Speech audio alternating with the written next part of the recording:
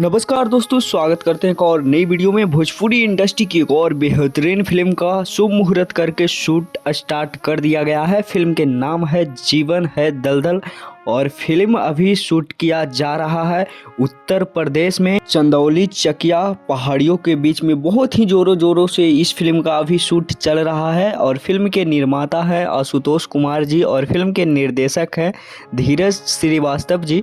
और फिल्म के star cast में नजर आने वाले हैं राहुल सिंह और रेशमा जी। तो बहुत ही बेहतरीन और बहुत ही यूनिक कहानी के साथ ही इस फिल्म को बनाया जा रहा है। तो दोस्तों, इस फिल्म का अपडेट आप सभी को कैसा लगा नीचे कमेंट बॉक्स में कमेंट करके बताइएगा। और इस फिल्म के लिए आप सभी लोग का कितना एक्साइटमेंट है और कितना ज़्यादा इस फिल्म के लिए इंतज़ार कर रहे हैं वो भी कमेंट बॉक्स में कमेंट करके बताइएगा।